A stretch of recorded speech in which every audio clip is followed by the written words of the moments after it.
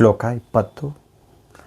ಹತ ವ್ಯವಸ್ಥಿತಾನ್ ದೃಷ್ಟ್ವಾ ಧಾರ್ತರಾಷ್ಟ್ರಾನ್ ಕಪಿಧ್ವಜಃ ಪ್ರವೃತ್ತೆ ಶಾಸ್ತ್ರ ಮಾತ್ವೇ ಧನುರುದ್ಯಮ್ಯ ಪಾಂಡವಃ ಋಷಿಕೇಶಂ ತದಾ ವಾಕ್ಯಂ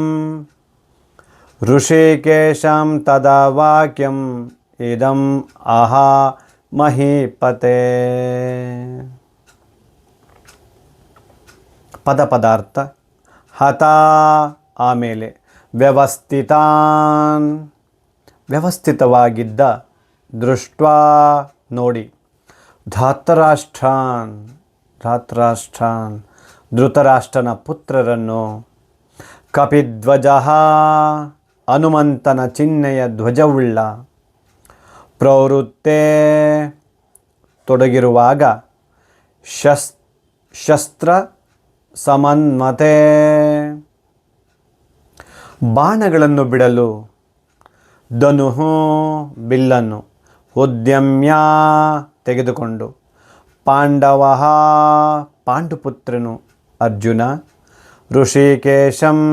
ಋಷಿಕೇಶನನ್ನು ತದಾ ಆಗ ವಾಕ್ಯಂ ಮಾತುಗಳನ್ನು ಇದಂ ಈ ಆಹಾ ಹೇಳಿದನು ಮಹೀಪತೆ ರಾಜನೇ.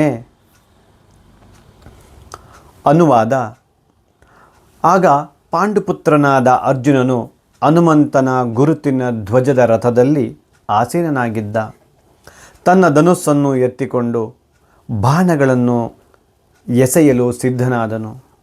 ಓ ರಾಜನೇ, ಯುದ್ಧ ಸನ್ನದ್ಧರಾದ ಧೃತರಾಷ್ಟ್ರನ ಪುತ್ರನ ಕಡೆ ನೋಡಿ ಅರ್ಜುನನು ಶ್ರೀಕೃಷ್ಣನಿಗೆ ಈ ಮಾತನ್ನು ಹೇಳಿದನು. ಭಾವಾರ್ಥ: ಶ್ರೀಲ ಪ್ರಭುಪಾದ್. ಯುದ್ಧವು ಇನ್ನೇನು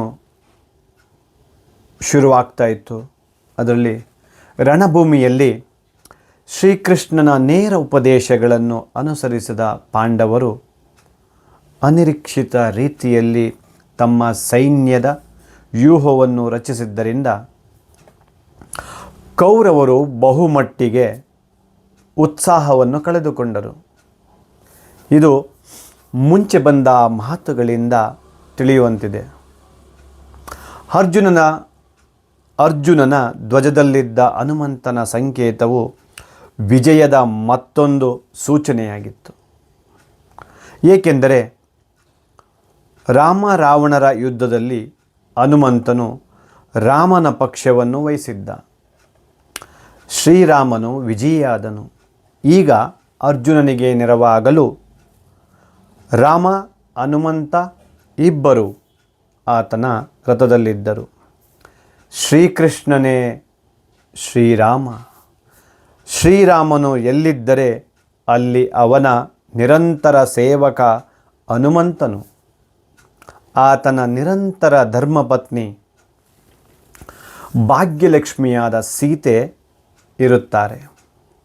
ಆದುದರಿಂದ ಅರ್ಜುನನಿಗೆ ಶತ್ರು ಭಯಕ್ಕೆ ಕಾರಣವೇ ಇರಲಿಲ್ಲ. ಎಲ್ಲದಕ್ಕಿಂತ ಮುಖ್ಯವಾಗಿ ಇಂದ್ರಿಯಗಳ ಸ್ವಾಮಿಯಾದ ಶ್ರೀಕೃಷ್ಣನೇ ಸ್ವತಃ ಅಲ್ಲಿದ್ದು ಅವನಿಗೆ ನಿರ್ದೇಶಿಸುತ್ತಿದ್ದ. ಹೀಗೆ ಅರ್ಜುನನಿಗೆ ಯುದ್ಧ ನಿರ್ವಹಣೆಯಲ್ಲಿ ಎಲ್ಲ ಸನ್ಮಾರ್ಗದರ್ಶನವು ಲಭ್ಯವಾಗಿತ್ತು. ಭಗವಂತನು ತನ್ನ ಶಾಶ್ವತ ಭಕ್ತನಿಗಾಗಿ ರೂಪಿಸಿದ್ದ ಇಂತಹ ಶುಭ ಸನ್ನಿವೇಶಗಳಲ್ಲಿ ನಿಶ್ಚಯವಾದ ವಿಜಯದ ಸೂಚನೆಗಳಿದ್ದವು. ಕೃಷ್ಣ ಮತ್ತು ಅರ್ಜುನ ಇಬ್ಬರು ಜೊತೆಲಿ ಎಲ್ಲಿರ್ತಾರೋ ಅಲ್ಲಿ ವಿಜಯ guarantee. Hare Krishna. Thank you.